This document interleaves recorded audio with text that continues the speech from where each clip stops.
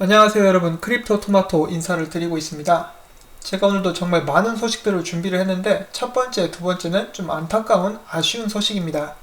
제가 정말 스스로 민망하게도 어제 제가 영상에서 SBI 거래소, SBI Virtual Currencies가 홈페이지가 이제 오픈을 했고 곧 있으면 이제 시작을 할 것 같다, 거래를 시작할 것 같다 라고 말씀을 드렸었는데, 그러기가 무섭게 SBI 홀딩스에서 개장 날짜를 3월에서 7월로 연기하겠다라고 밝혔습니다.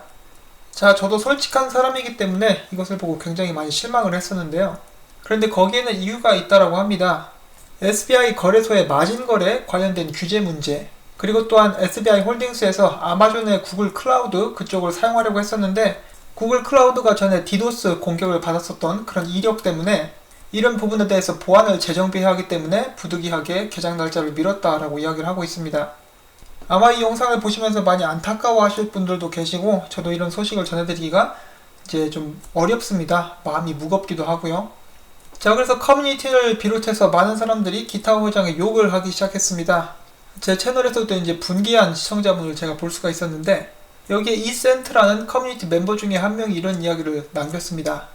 R3는 한때 적이었는데 지금은 많은 사람들에게 환영을 받고 있으며 코인베이스 역시 XRP의 적이었지만은 지금은 사람들이 받아들이고 있다. 그리고 또 좋아하고 있다. 하물며 키타오 회장 같은 경우는 그전에는 정말 일을 열심히 했고 많은 사람들에게 환대를 받는 인물이었지만은 그런 많은 일을 했음에도 불구하고 SBI 거래소가 개장 날짜를 미뤘다는 이유로 욕을 먹고 있다고? 조금 더 큰 시야를 가지고 생각을 해봤으면 좋겠다. 새로운 세상은 단 하루 만에 지어지지 않는다. 이런 식으로 사람들에게 이제 인내할 수 있도록 격려하는 말을 썼습니다. 자, 키타오 회장은 XRPD에서 굉장히 많은 좋은 일과 발언들을 했었고 사실 위에 있었던 R3, 리플사와 법정 분쟁 중이었던 R3를 화해를 시키고 XRP를 사용하도록 장려한 것도 키타오 회장이었습니다. 정말 아쉽고 실망스러운 것은 사실이지만은 그분을 너무 많이 미워하거나 욕을 해서는 안 될 것 같습니다. 자, 그 다음으로 안타까운 소식 한 가지가 있습니다. 피터 브렌트. 전에는 그래도 XRP에 대해서 좋은 발언을 해줬었는데 그 전 게시물에서 XRP의 가격 상승에 대해서 이렇게 낙관적이지 못한 발언을 했다가 이 XRP 커뮤니티 멤버들이 몰려들어가지고 막 안 좋은 말을 많이 했습니다. 제가 봤을 때도 좀 지나치다 싶을 정도로 막 공격을 하는 그런 모습이 보였었는데 오늘 올린 게시글에서 피터 브렌트는 XRP가 24센트 아래로 내려가게 될 것이다 라고 이렇게 말을 남겼습니다. 그리고 여기서 더 한 가지 충격적인 것이 있는데 이 사람은 XRP를 증권이라고 부르고 있는 그런 모습이 확인이 되었는데요. 자, 증권 판명이 나지도 않았는데 증권이라고 부르고 있고 특히나 이제 많은 업계 사람들이 XRP는 증권이 아니다라고 이렇게 이야기를 해주고 있는데도 불구하고 굳이 이 단어를 썼다라는 거, 그리고 본인이 본인 입으로 이 큰 삼각 수렴은 이제 더 이상 의미가 없는 것 같다라고 이야기를 했음에도 불구하고 XRP를 하방으로 보고 있다라는 거, XRP 가격이 24센트 아래로 내려갈 것이고 우리가 가지고 있는 XRP는 똥이 돼버릴 것이다 뭐 이런 식으로 이야기를 했는데 과연 이것이 정말로 이 사람의 진지한 의견인지 아니면은 포브스처럼 뒤에서 누가 조작을 하는 것인지, 그것도 아니라면 전에 XRP 멤버들이 너무 많이 욕을 하고 그래가지고 이제 소위 말해서 빡쳐가지고 이런 글을 남긴 것인지는 잘 모르겠습니다만 부디 이 사람이 예측이 틀리기를 저도 바라봅니다. 한 가지 정말 좀 걱정이 되는 것은 그래도 이 사람의 예측이 많이 맞았던 적이 있었다라는 거. 그렇지만 당연히 100%는 아니죠. 만약에 100% 맞출 수 있었다면 지금쯤 빌 게이츠보다 더한 부자가 됐었겠죠. 그리고 암호화폐 시장은 특히 이제 차트를 잘 따라가지 않는 것으로 유명하기 때문에 이런 소식이 있다라는 거 여러분들께 일단 이렇게 전달을 해드립니다. 자, 그 다음에 댄 몰건, 이제 리플 유럽 지사의 규제 관련 담당자죠. 댄 몰건이 이런 트윗을 남겼는데 리플사가 오늘부로 INATBA의 창립 멤버가 되었다라고 이렇게 남겼습니다. 이 기관이 무엇이냐? The International Association for Blockchain Trusted Applications 라고 해서 INATBA, 이번에 벨기에 브뤼셀에서 창립을 한 그런 단체이자 기관이라고 합니다. 리플사 같은 경우는 유로피언 블록체인 어소시에이션 창립 멤버이기도 하죠. 유럽 쪽에서 정말 여러 기관 쪽에 적극적으로 참여를 하고 있는 그런 모습을 보여주고 있습니다. 자, 그 다음엔 CNBC의 암호화폐 관련 프로그램 진행자인 렌 유너가 이런 트윗을 올렸습니다.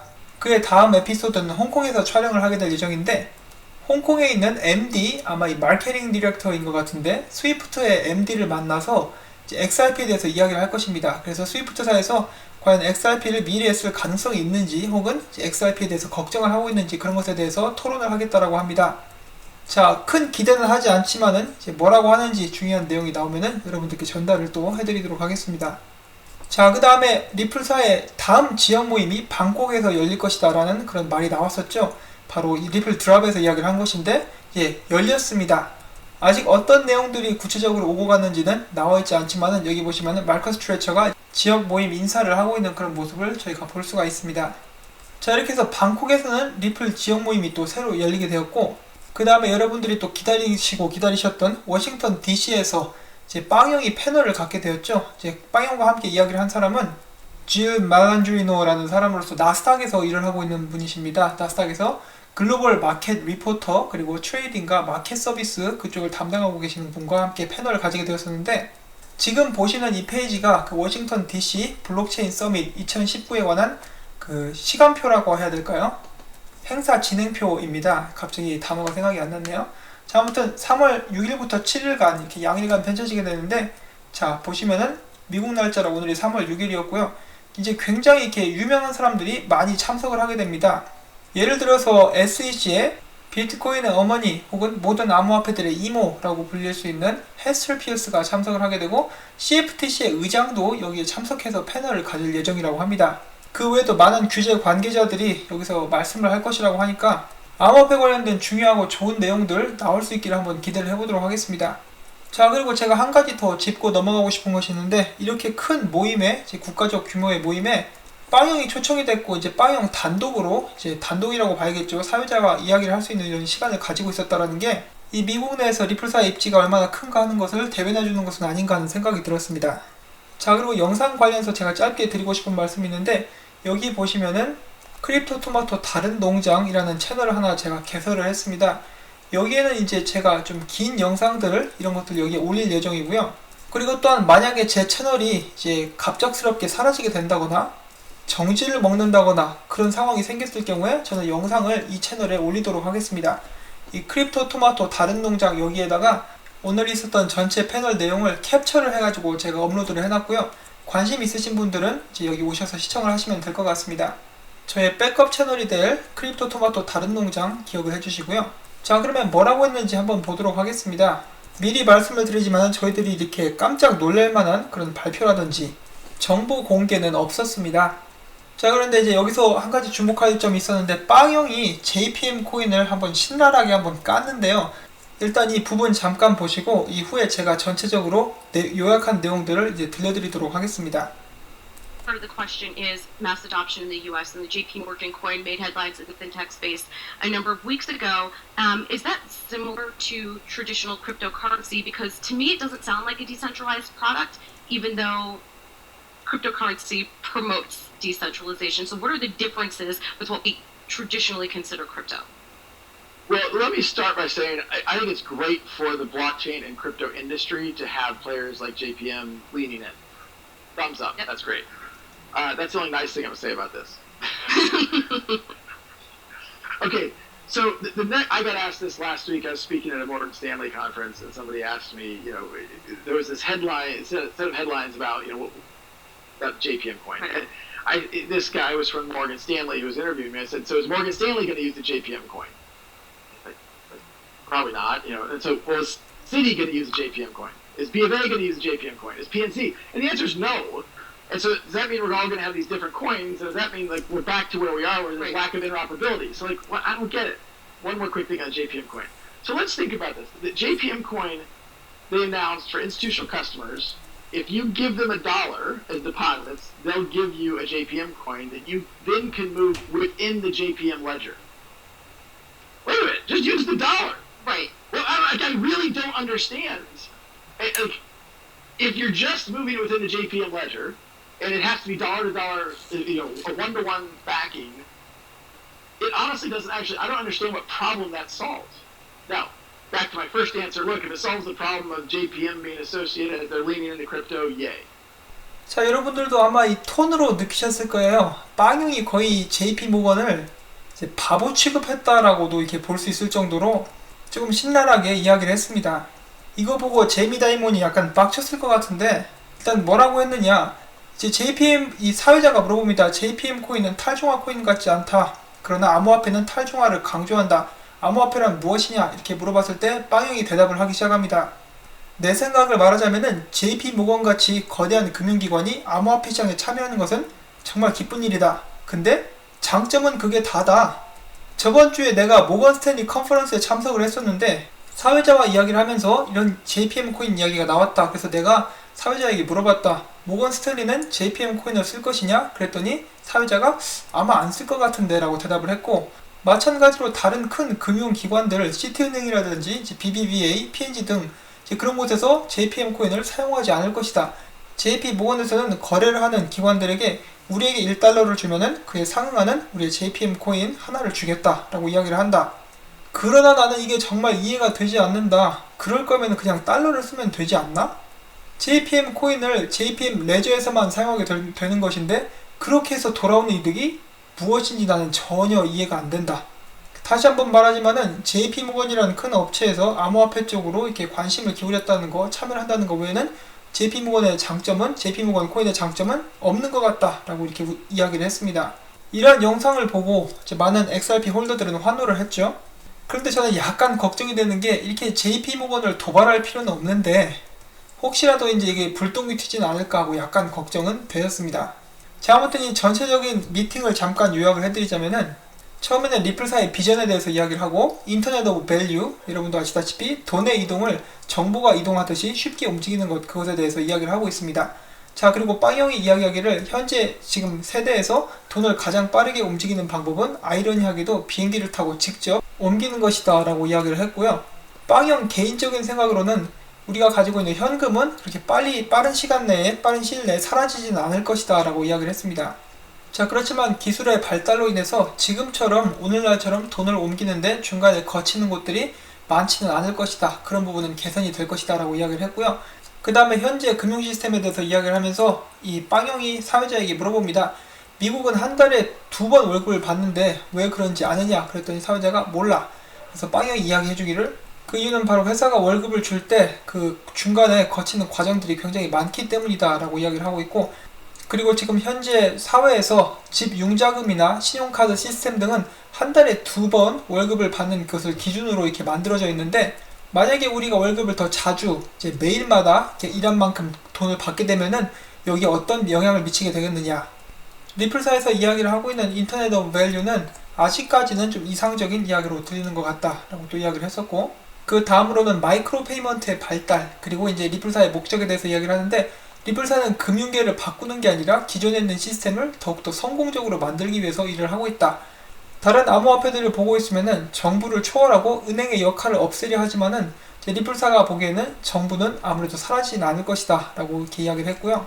그 다음엔 XRP와 비트코인 비교를 잠깐 했었고요.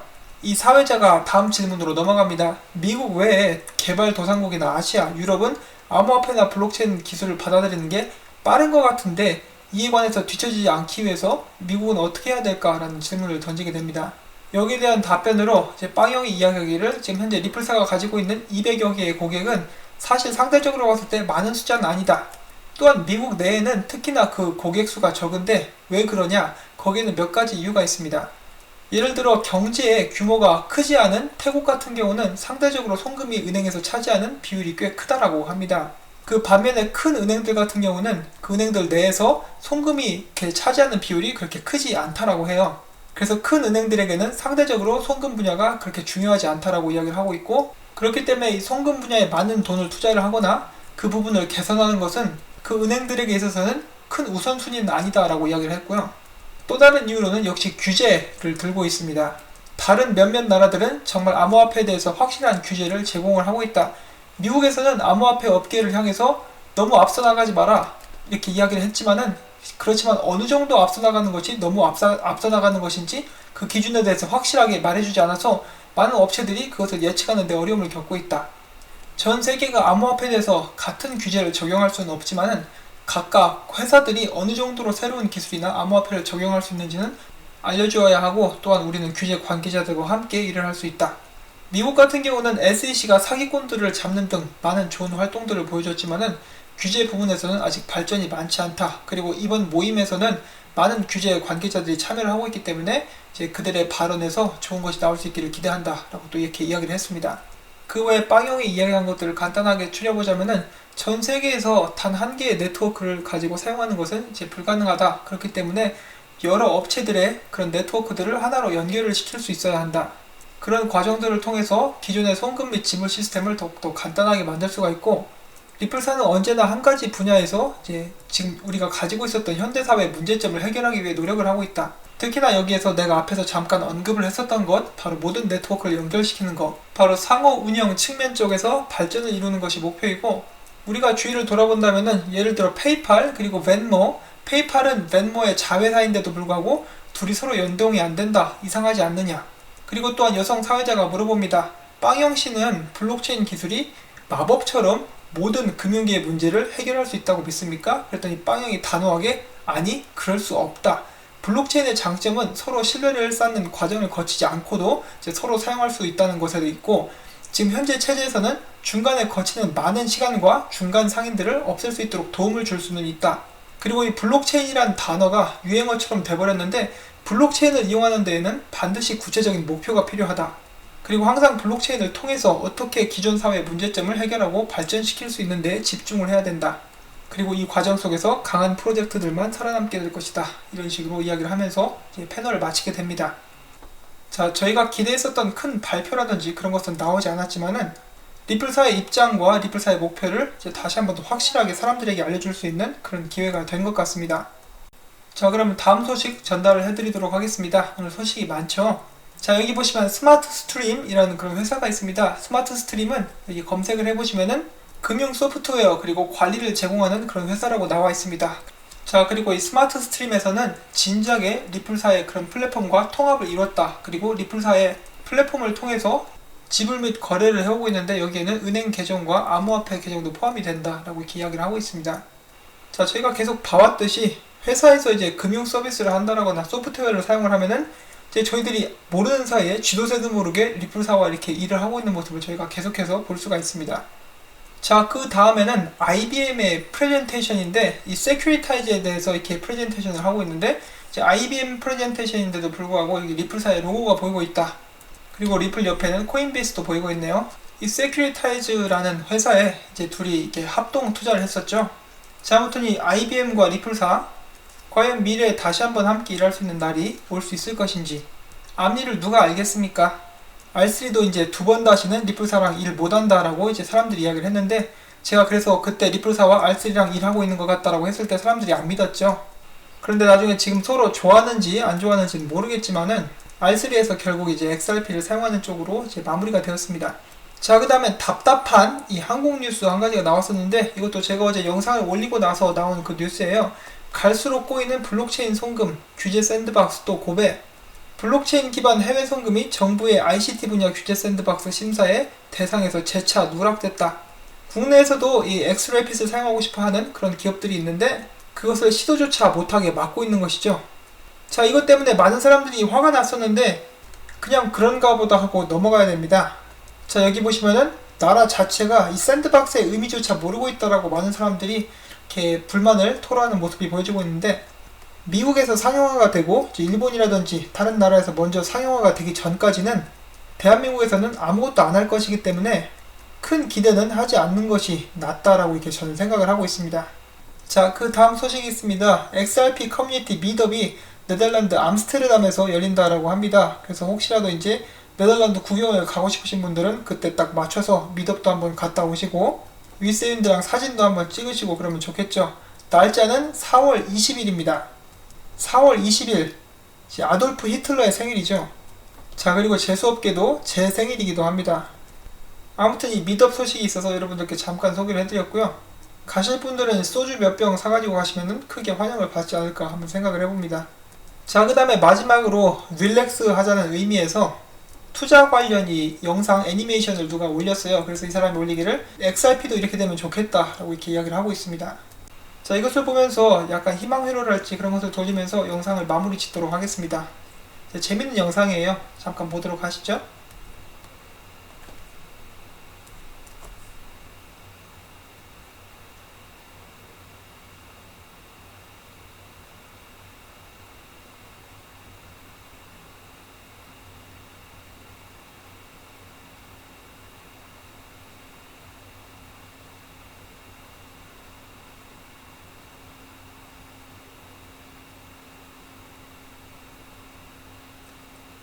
마지막에는 이렇게 달나라까지 가게 됩니다. 이 친구가 이제 계속해서 자전거를 타는 과정 속에서 하락도 있었고 이제 횡보도 있었는데 결국에는 큰 상승으로 이제 마무리가 되었습니다. 자, 한마디로 존버는 승리한다 라는 주제가 아닌가 하는 생각을 해보는데, 존버를 한다고 하시더라도 항상 여윳돈으로만 이제 진행을 하시면 좋겠죠. 자, 영상이 길어졌기 때문에 바로 마치도록 하겠습니다. 영상이 도움이 되셨다면 구독과 좋아요, 그리고 오늘도 정말 일 열심히 하느라 수고했다라는 의미에서 광고 시청을 꼭 처음부터 끝까지 부탁을 드리도록 하겠습니다. 여러분들이 그런 수고를 해주셔서 저도 이렇게 채널을 유지하고 매일매일 이렇게 정보를 전달을 해드릴 수가 있습니다. 시청해주신 여러분들께 진심으로 감사드리면서 저는 다음에 또 찾아뵙도록 하겠습니다. 안녕히 계십시오.